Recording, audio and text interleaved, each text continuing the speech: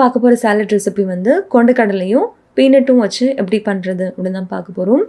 அதுக்கு இன்றைக்கி 2 கை அளவுக்கு ஒயிட் கொண்டக்கடலை எடுத்துருக்கிறேன். 2 கை அளவுக்கு நிலக்கடலையும் சேர்த்துருக்குறேன்.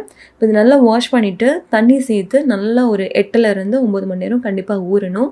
நான் ஓவர் நைட் வந்து ஊற விட்டேன். மார்னிங் வந்து ப்ரெஷர் குக் பண்ணிங்க அப்படின்னா ஒரு 7லேருந்து 8 விசிலுக்கு நீங்கள் விட்டிங்கன்னா இந்த மாதிரி எல்லாமே வந்து பர்ஃபெக்டாக வெந்துடும். ஸோ இந்த மாதிரி வேக வச்சு நான் தனியாக எடுத்து வச்சுருக்கிறேன். இது கூடவே வந்து 2லேருந்து 3 பெரிய சைஸ் கேரட்டை வந்து இந்த மாதிரி குட்டி குட்டியாக கட் பண்ணி எடுத்து வச்சுருக்கிறேன். இப்போ இதையும் சேர்த்துடலாம். ஒரு பெரிய சைஸ் குக்கும்பரை இந்த மாதிரி குட்டி குட்டியாக கட் பண்ணி வச்சுருக்கிறேன். அதையும் இது கூடவே நம்ம சேர்த்துக்கலாம்.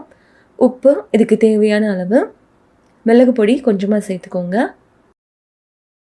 இது எல்லாத்தையும் நம்ம மிக்ஸ் பண்ணால் நம்மளோட சாலட் சூப்பராக ரெடி ஆகிடும். ஸோ அன்றைக்கி வந்து 5 பேருக்காக நான் அந்த சாலட் செஞ்சுருந்தேன். நீங்கள் ஒருத்தர் தான் சாப்பிட போகிறீங்க அப்படின்னா அதுக்கேற்ற மாதிரி எல்லாமே கம்மி கம்மியாக சேர்த்துக்கோங்க. நான் 5 பேருக்கு அப்படிங்கிறனால கொஞ்சம் ஜாஸ்தியாகவே நான் செஞ்சுருக்கிறேன். மார்னிங் பிரேக்ஃபாஸ்ட்டாவோ இல்லை டின்னருக்கும் நீங்கள் இதை எடுக்கும்போது உங்கள் வயிறு வந்து நல்லா ஃபுல்ஃபில்லாக இருக்கும்.